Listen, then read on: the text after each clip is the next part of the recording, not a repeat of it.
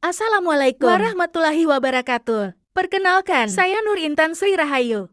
Di sini saya akan membuat video yang mana ini sebagai tugas kuliah dan memenuhi syarat UAS, teori dan hukum konstitusi. Untuk video ini sendiri mengenai tentang pendapat saya atau kritik terhadap pranata pengujian undang-undang dalam sistem konstitusi di Indonesia. Tanpa berlama-lama, mari kita mulai. Menurut saya, keberadaan pranata pengujian undang-undang atau judicial review merupakan salah satu hasil reformasi konstitusi yang sangat penting dalam sistem ketatanegaraan Indonesia. Melalui kewenangan Mahkamah Konstitusi, tiap undang-undang dapat diuji kesesuaiannya dengan Undang-Undang Dasar tahun 1945, sehingga hak-hak konstitusional warga negara dapat terlindungi. Mekanisme ini juga menjadi bentuk pengawasan terhadap DPR dan Presiden sebagai bentuk undang-undang agar tidak menghasilkan peraturan yang bertentangan dengan konstitusi. Namun demikian, terdapat beberapa hal yang masih dapat dikritisi. Pertama, putusan Mahkamah Konstitusi bersifat final dan mengikat, sehingga tidak tersedia mekanisme hukum untuk mengoreksi putusan apabila menimbulkan kontroversi atau perbedaan pandangan di masyarakat. Di satu sisi hal ini memberikan kepastian hukum, tetapi di sisi lain dapat menimbulkan persoalan apabila putusan tersebut dianggap kurang mencerminkan rasa keadilan. Di satu sisi hal ini memberikan kepastian hukum, tetapi di sisi lain dapat menimbulkan persoalan apabila putusan tersebut dianggap kurang mencerminkan rasa keadilan atau menimbulkan dampak yang luas terhadap kehidupan bernegara.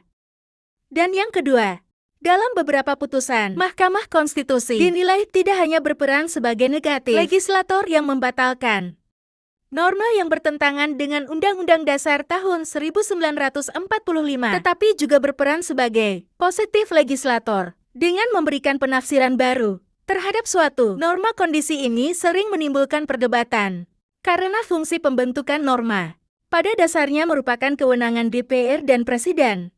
Oleh karena itu, perlu adanya batas yang jelas agar MK tetap menjalankan fungsi judicial tanpa mengurangi kewenangan lembaga legislatif. Dan yang ketiga, pengujian formil yang dibatasi hanya 45 hari sejak undang-undang diundangkan. Menurut saya, masih terlalu singkat. Tidak semua masyarakat dapat langsung mengetahui adanya cacat prosedural dalam membentuk undang-undang dalam waktu yang terbatas tersebut.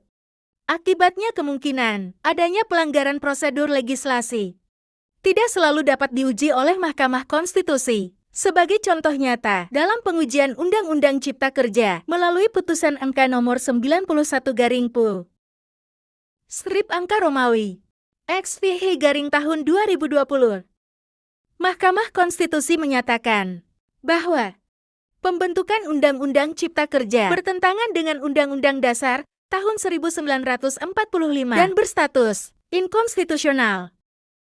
Bersyarat karena terdapat masalah dalam proses pembentukannya. Putusan ini menunjukkan bahwa pengujian undang-undang memiliki peran penting dalam menjaga kualitas proses legislasi.